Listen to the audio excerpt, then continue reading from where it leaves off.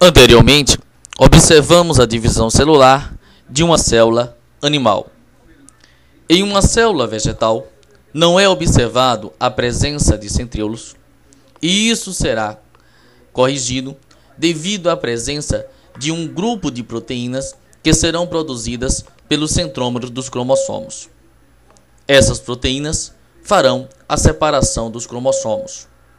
Ainda é observado a presença de fusão de vesículas na região mediana da célula, chamadas de a partir do complexo golgiense.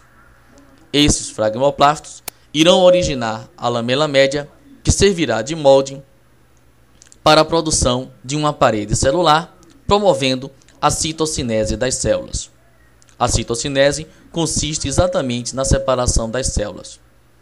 Podemos dizer que a mitose animal é caracterizada pela presença de centríolos e uma citocinese centrípeta, quer dizer, ocorre a invaginação da membrana de fora para dentro, enquanto que a mitose vegetal é acêntrica, quer dizer, não apresenta centríolos, e a citocinese é centrífuga, quer dizer, os fragmoplastos se fundem de dentro para fora.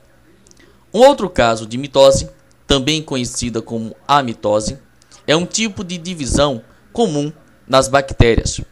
Neste caso, podemos dizer que caracteriza um tipo de reprodução assexuada. As bactérias duplicam seu material genético e uma estrutura membranosa chamada de mesossomo, que é um prolongamento da membrana com função respiratória, e inicia o estrangulamento da membrana de fora para dentro, originando duas bactérias com a mesma quantidade de cromossomos e com as mesmas características.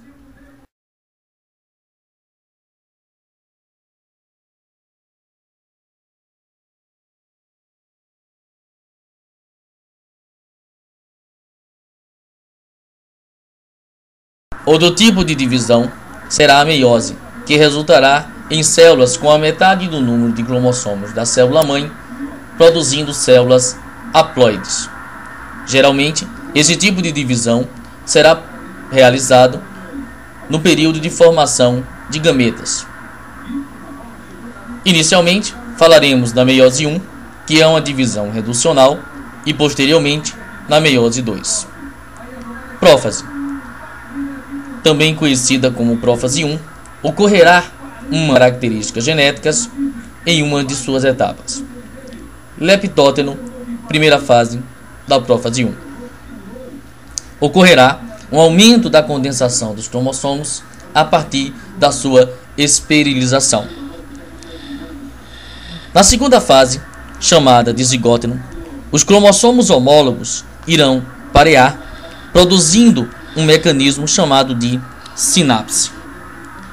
No paquíteno, a espiralização progrediu e são vistas normalmente duas cromátides dos homólogos. Na próxima etapa, chamada de diplóteno, ocorrerá o crossing over ou permuta, e no local onde houve essa troca, ocorrerá a formação de um quiasma, que promoverá a união desses cromossomos homólogos. Na última etapa, chamada de diacinese, ocorrerá a terminalização destes quiasmas, que permite que os cromossomos permaneçam unidos.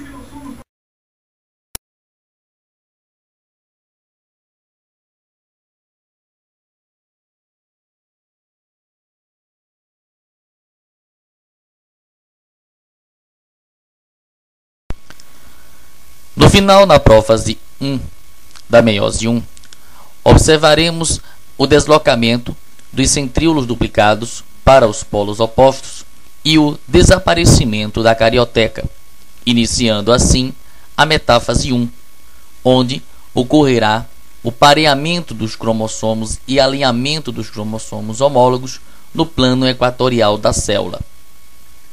Na anáfase 1, ocorrerá o encurtamento das fibras de fuso, onde ocorrerá a separação dos cromossomos homólogos.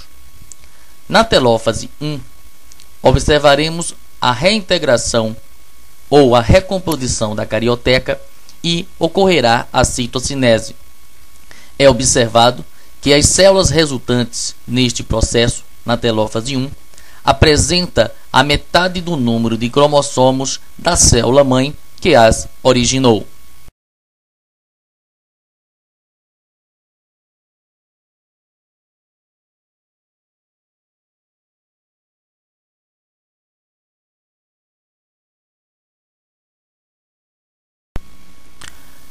Ao término da telófase 1, as células resultantes irão entrar no segundo processo da meiose, a chamada meiose 2.